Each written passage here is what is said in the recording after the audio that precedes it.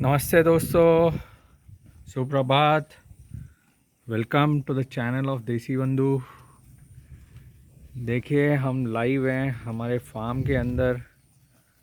देखिए कितनी घास बढ़ गई थी। ये 15-20 दिन पहले छोटी छोटी घास थी। अब ये 15 दिन बारिश जो जोर से हुई है, घास बहुत बढ़ गई। तो ये देखिए गांव की, जो पूरे गांव की गैया हैं, घर घर की, हर घर में दो चार गैया हैं। वो अपने टर्न बाय टर्न पूरे गांव की घास चरने जाते हैं।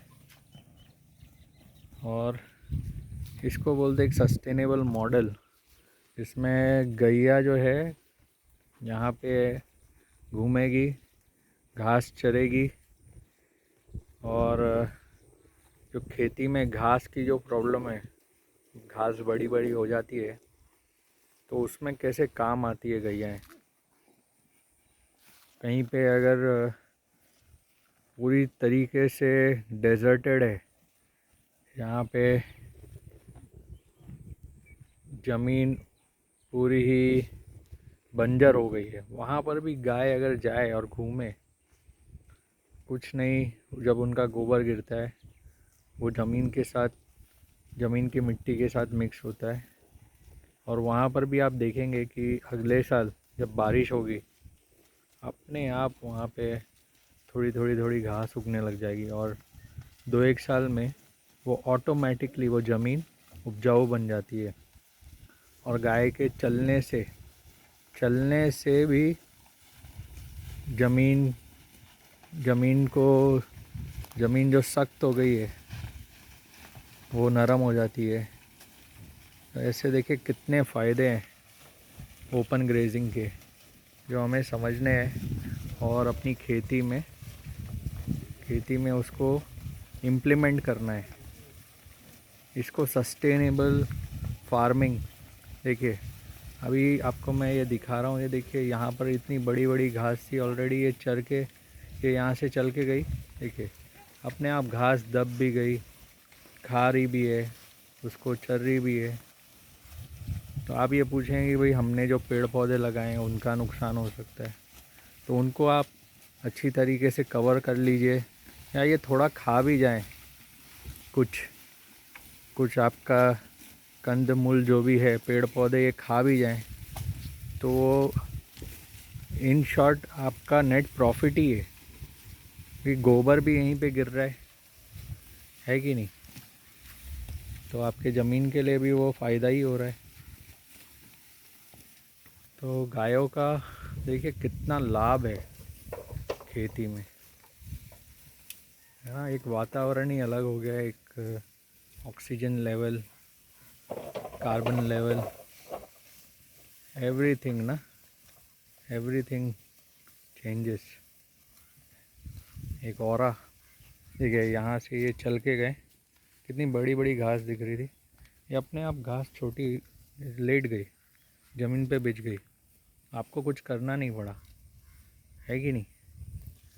So this is the machine of nature, as it has been said by many great farming experts, many spiritual experts, nature experts, permaculture experts, कि हमें machine of nature, we are working on the machines of nature, है ना।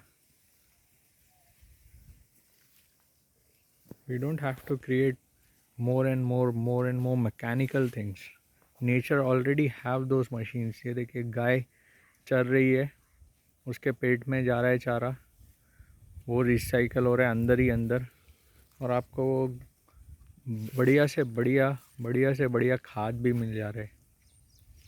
तो यहाँ पर आदिवासी हैं जो जो ऐसा कहा जाता है कि एजुकेशन नहीं है, पर कितने समझदार हैं सब।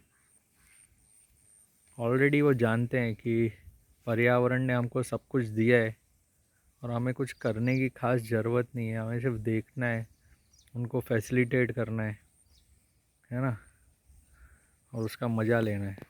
तो राजा ने भगवान ने किसान को राजा इसीलिए बनाया कि उसको ज़्यादा सोचना नहीं था, पर हमने बीच बीच में घुस के खेती में कुछ ना कुछ बहुत ज़्यादा अपना दिमाग लगाया, दुनिया में बहुत ज़्यादा दिमाग लगाया, तो we are losing our sustainability, right. So look at this, ये दृश्य, और ये बारिश भी हो गई है, शावर्स हो रहे हैं, showers have started. So enjoy people, let us know what do you think about the video, about the information that has been shared here. ये इन्फॉर्मेशन आप शेयर करें अगर आपको अच्छा लगा हो। हमारा ये फार्म है शाहपुर में, एक ऑर्गेनिक फार्मिंग का मॉडल है यहाँ पे। आप भी अगर सीखना चाहें, कुछ जानना चाहें, कुछ शेयर करना चाहें तो ज़रूर शेयर करें। Thank you friends.